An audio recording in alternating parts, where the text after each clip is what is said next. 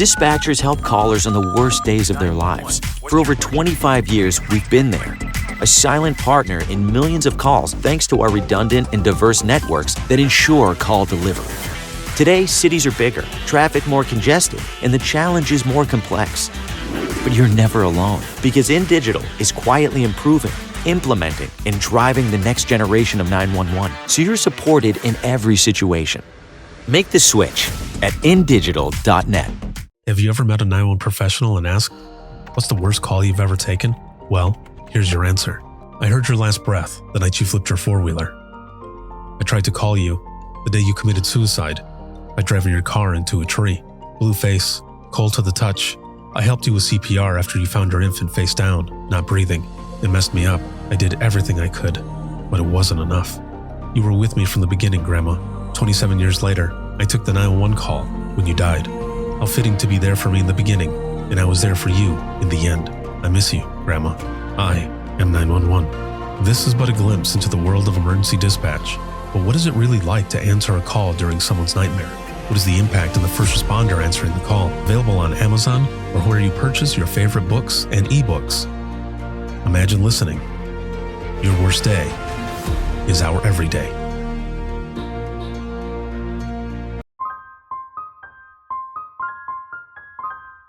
This is Jordan, and you're listening to the Code 7 Podcast Network.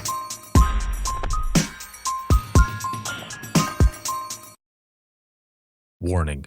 This episode contains the 3 A's of podcasting: adult content, adult language, and awesomeness. You've been warned. I remember my first incident, more severe incident, because I had, domestics and stuff like that. But to me, it's just kind of like, I think that would be a culture shock for a lot of people. But for me, I was just kind of like, yeah, people fight. Right. That's why we're here. Right, exactly, yeah. So my first, I think, intense incident was probably my first hanging. And it was actually a father of several children.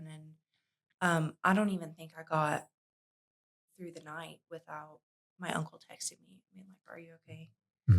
Just checking in immediately. I got home. My dad knew before I even had the chance to tell him. They're really great. I think they feel a responsibility to sort of protect me. And I'm sure it probably is difficult for them knowing that they can't. Like, I'm growing up and I'm in this world too now, and I'm going to see the big, bad, and ugly too now.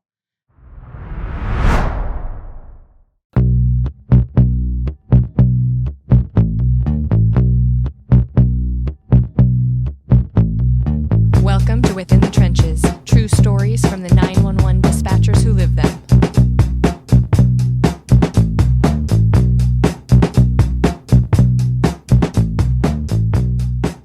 Hey, what's going on? This is Ricardo with the Code 7 Podcast Network, and this is going to be Within the Trenches, true stories from the 911 dispatchers who live them. This episode is sponsored by InDigital, a leader next-gen core services, and a big shout out to subscribers of the podcast. As always, thank you very, very much.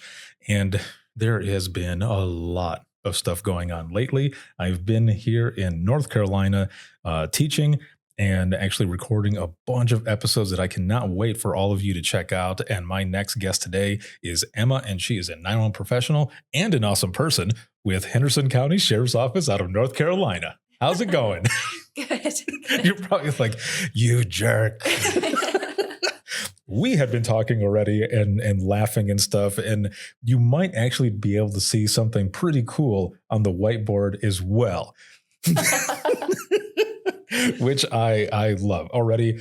This has been fun, and we just starting out right now. So it is awesome to have you on. It was awesome to have you in class yesterday, and just everything with your crew.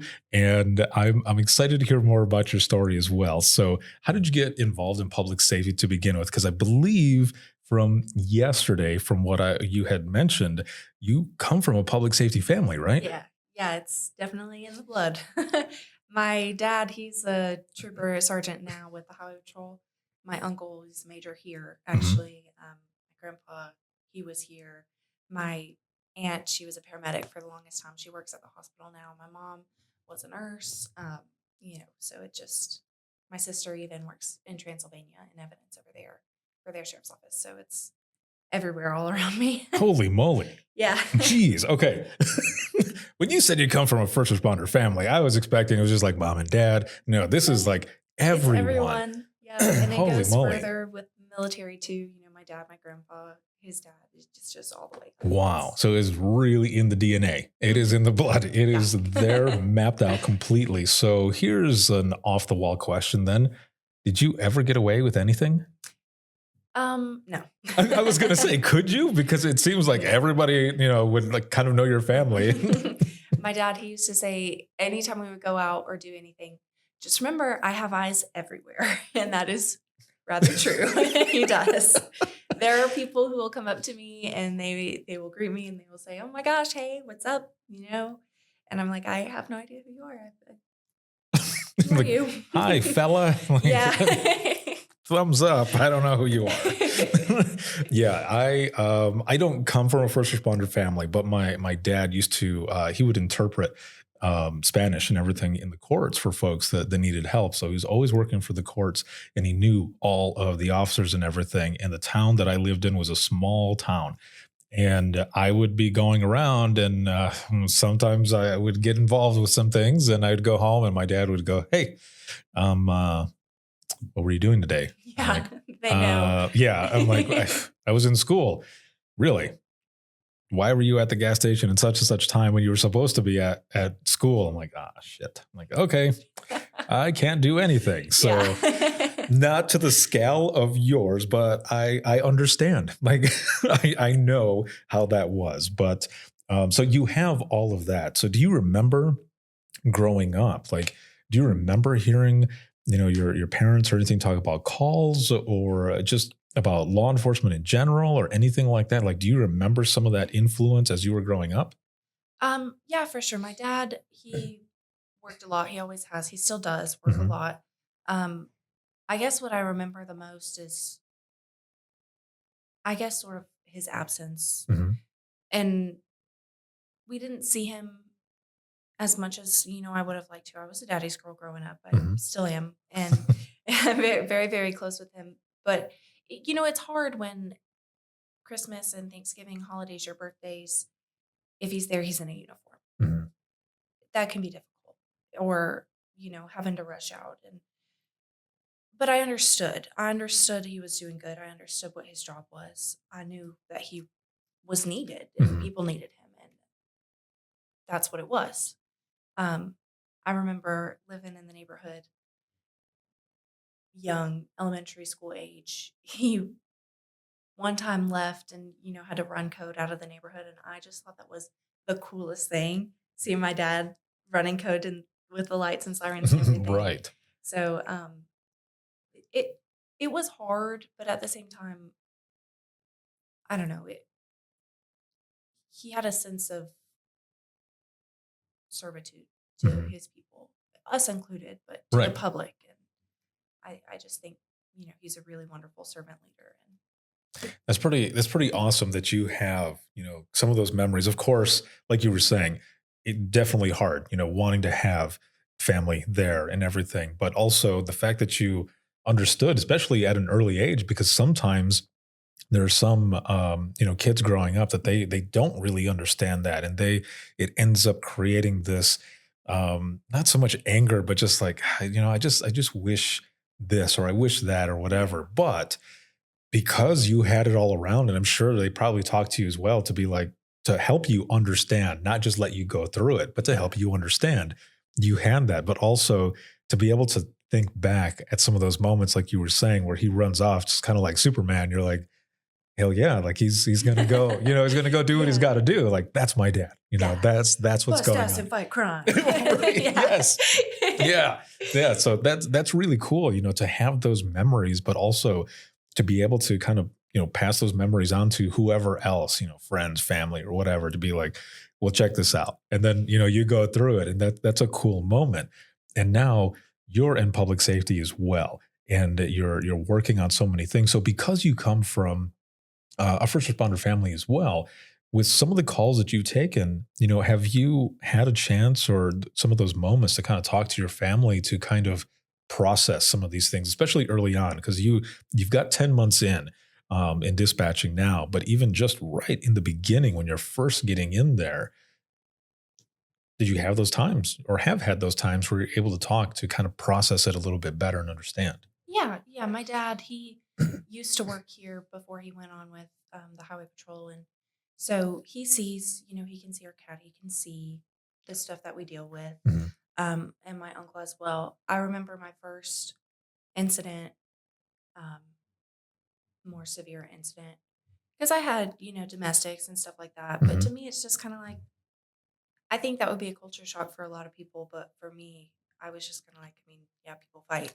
Right. That's why we're here. Right. Exactly. Yeah. um, so my first, I think, intense incident was probably my first hanging. Mhm. Um, and it was actually a father of several children. And I don't even think I got through the night without my uncle texting me, being like, "Are you okay?" Mhm. Just checking in immediately. I got home. My dad knew before I even had the chance to tell him. Um, they're really great. I think they feel a responsibility to sort of protect me. Mhm. Um, and I'm sure it probably is difficult for them knowing that they can't. Like, I'm growing up and I'm in this world too now, and I'm gonna see the big, bad, and ugly too now.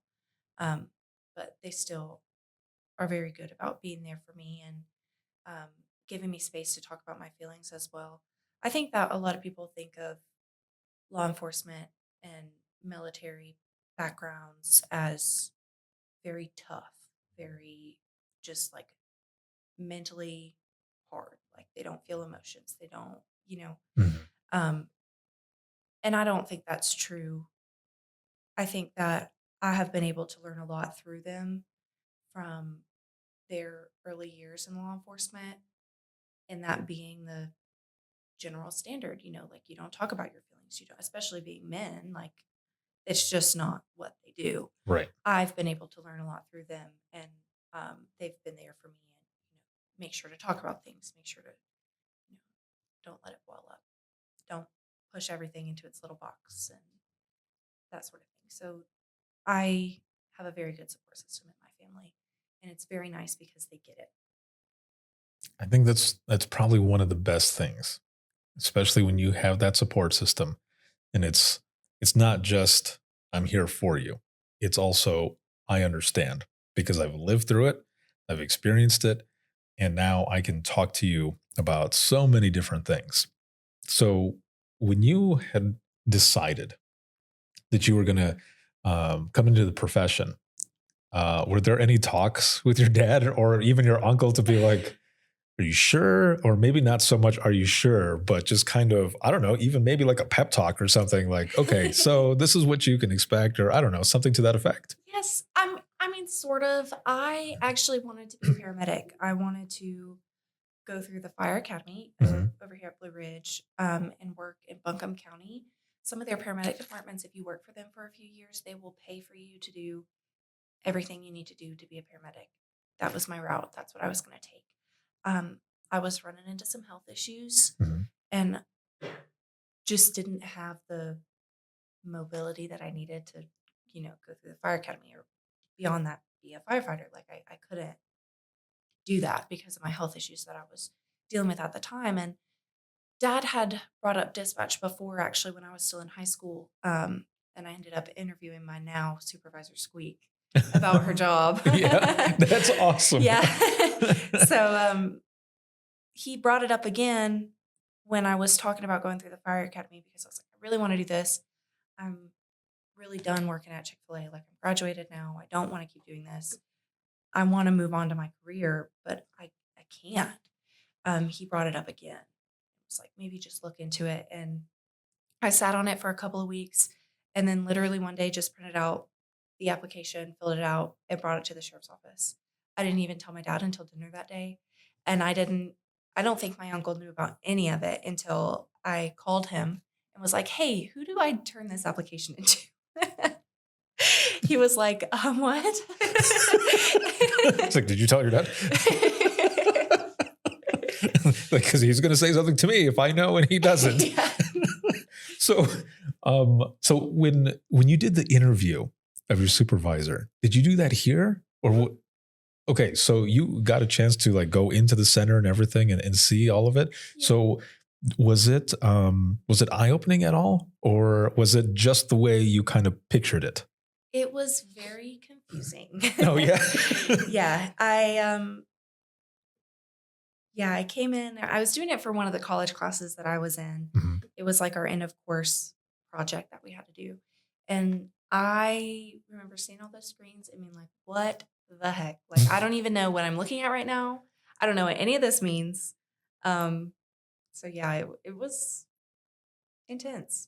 But yet here you are, like you still wanted to do it even after interviewing her and asking. And if you don't, I don't know if you remember or not, but what were some of the things that you were asking her? That because whatever you were asking her, it seems like it triggered something where you're like, okay, I want to do this and I want to get into it. Yeah. I don't remember much of the questions. A lot of it was, um, what kind of benefits do you guys make? What kind of pay do you guys have? And more logistic stuff. Yeah. And then just sort of watching what they do, just sort of observing. And I don't remember a lot of the questions that I had. So, but I did really like her, and I still do. I really like her. Yes. Mama Squeak, she's great. Yes. So you end up going through, let's just say, the hiring process, and you get the phone call and you find out that you actually got the position. How were you feeling right off the bat? Oh crap, I don't have enough time to turn in a 2 weeks notice. That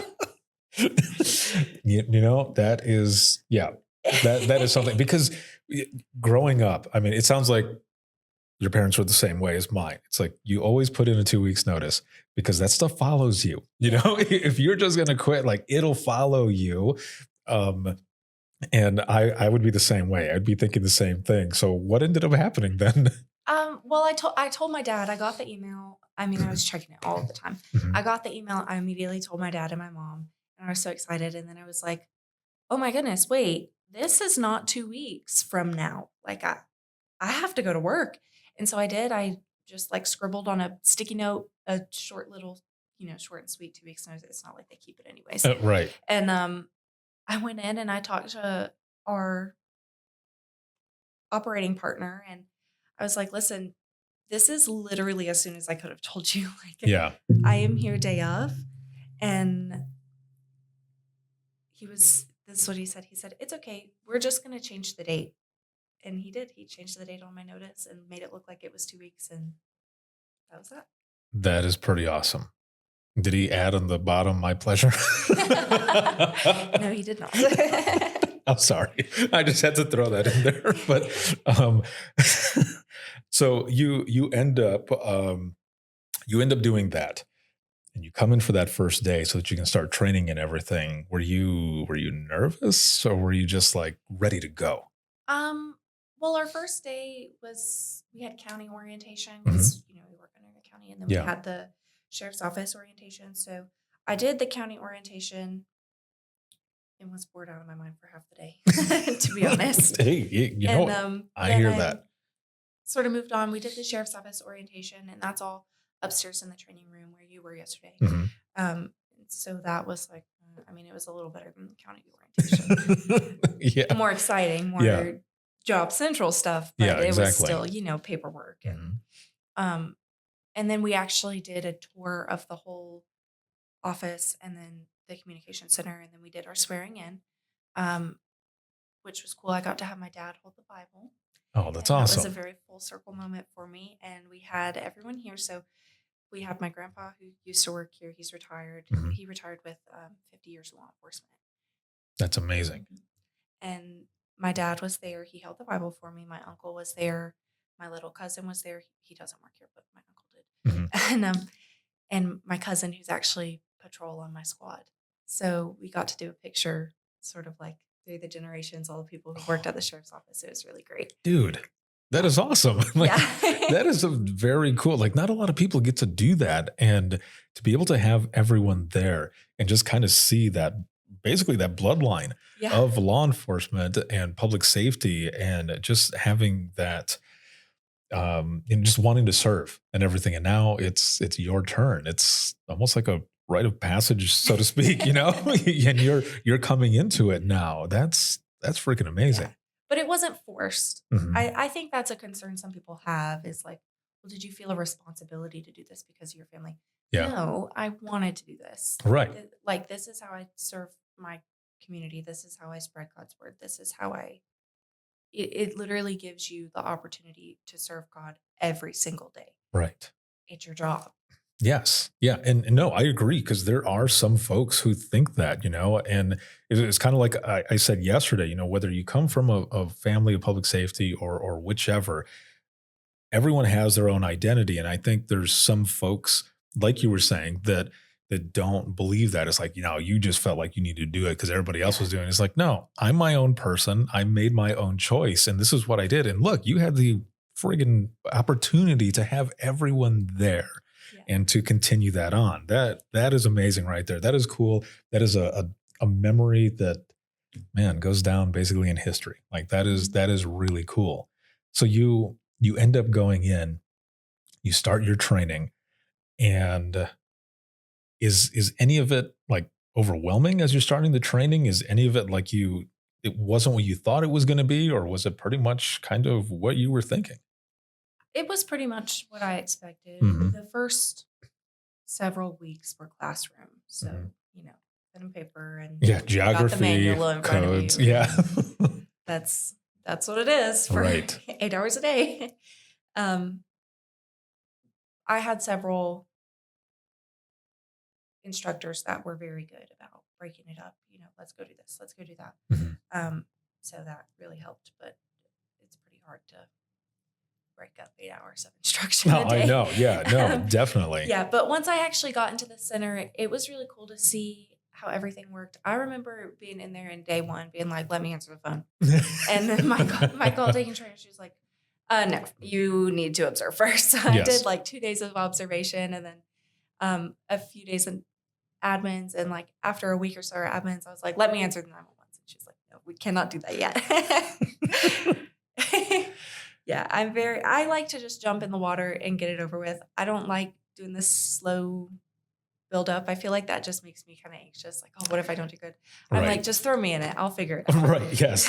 Yeah. It's like I mentioned to in one of the other episodes that I recorded earlier. One of my trainers, when everything else ended up getting figured out, basically what she told me was, I'm going to let you take in some water, but I'm not going to let you drown. We're here. You're going to jump in. We're going to do this. And it was the same trainer that when I was taking a domestic call and I couldn't get the CAD call in because our old CAD system, like you had to have the incident type, the township code, like you had to have all of the stuff before it even went in. And I couldn't remember one of the incident types. And I look at her and I'm like, I mute my microphone. And I'm like, you're going to have to take this over. And she goes, no, you can do this. Take a breath. You've got this. And that's all I needed. I needed that kind of boot in the ass a little bit, to be like, okay, no, I do have this. And everything was fine. So then you end up finally getting the chance to jump on phones, whether it be admin or 911. And when those first ones start coming in, like, how were you feeling? Were you just like, just ready to go? Because obviously you were ready to go. Yeah. So was it pretty much the same thing, or was it, oh, wow, this is real life? I had a lot of just routine stuff. Mhm. I remember my first domestic came in on an admin line.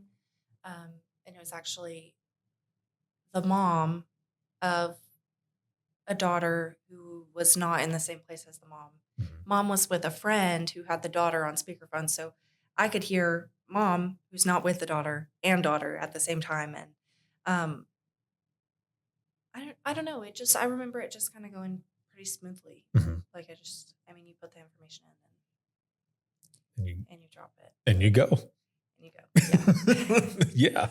Yeah. I mean, I think that's also could be said as a testament to your training and the trainers that you had, that they prepared you enough, because there are some folks that I've talked to, or even when I was working in dispatch and have worked with some people where I would watch what was going on and they didn't feel prepared at all. And they had been in training for like a couple of months. I'm like, you really don't feel ready? And they're like, no, like, I don't even feel like I'm ready to jump on the phone. And it's like, okay, well, what is the trainer doing? But obviously it sounds like, you just had a lot of great direction, a lot of great training. You're taking it in and you're learning. Do you feel like some of that influence as well growing up and being around public safety from an early age kind of helped you with this as well? Yeah. Yeah. I mean, I knew what I was getting into. Mhm. Did I know the full extent of it? Maybe not, Mhm. but I knew what I was getting into. I mean, it's my job to take in emergencies. I knew that. Right. Um, so Do you feel like, even like 10 months in, that you've been dispatching, do you feel like the profession has changed you at all, or still kind of the same? I don't know. I still feel like Emma. I think the storm changed me Mhm. a little bit. Because that was not something I expected. That Right. was not something I had been acclimated to or could have ever pictured happening. So I think that had the most influence on me so far over anything else. I can't even imagine everything that all of you went through during that time. So I won't even begin to say that I know how you feel, but I will say that just in the sense of a high emergency, not to that scale, but just a high emergency, I can relate to those feelings. Um, so it has been awesome to have you on here and talk with you. It's so refreshing to hear your perspective, 10 months in, and how much you're just into this and all of it. The fact that you come from a first responder family, those memories that you have, those moments, and everything going on from here. I have one last question for you as we go into the wrap up of this episode. And even 10 months in, if you could go back 10 months ago to talk to yourself at the beginning, what would you tell yourself? If you could go back in time, not to change anything, of course, but just to give yourself a little bit of advice, what would you tell yourself? As my dad would say, everyone puts their pants on one leg at a time. Yes. Yes. There are people and they can be intimidating. It can be difficult to learn new things around people who already know what they're doing. But hey, they put their pants on one leg at a time, and so do you. Perfect. They're just people. Exactly. Very wise words. I love it. Thank you so very much for being on, for what you're doing. And man, I can't wait to hear about all the other good stuff that you end up doing in this profession. So thank you so very much. Thank you. So for everybody who's watching and listening, if you have any comments, questions, or you ever want to be a guest on the show, you can email us, and that's going to be wttpodcast@gmail.com. The easiest way to find everything is to simply go to links, that's links with 2 I's, .co/WTT podcast, and you will find everything there. Email, social media, where to hear the latest episode, where to buy the Imagine Listening books, any podcast or dispatch merchandise, as well as 250 hours of free dispatch continuing education. You'll find it all on there. Once again, that is links with 2 I's .co/WTT podcast. This can be seen on Facebook, YouTube, as well as LinkedIn and X. And then you can listen 24/7 on Apple Podcasts, iHeartRadio, Spotify, your favorite podcasting app, and withinthetrenches.net. And this episode has been sponsored by In Digital, a leader next gen core services. Have a good one, everyone, and we will see you all in the next one.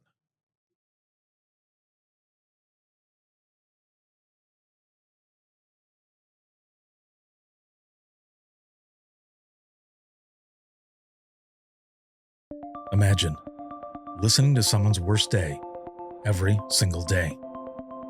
Imagine listening as someone experiences life, through their worst nightmare to the miracle of birth or a life saved.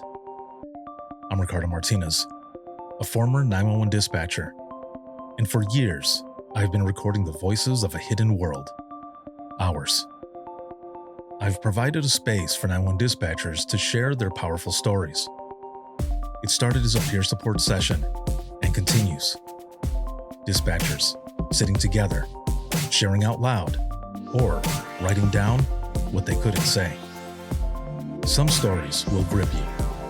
Stories of heartbreak, resilience, and calls that haunt us long after the line goes quiet. But Imagine Listening is more than heavy emotion. It's about healing. It's about laughing through the chaos, lifting each other up, and reminding the world that dispatchers are human too. The lighthearted will balance the heavy. Experience the power of storytelling, a podcast for the thin gold line and those who want to understand it. This is Imagine Listening. Your worst day is our everyday. Subscribe now wherever you listen to your favorite podcasts.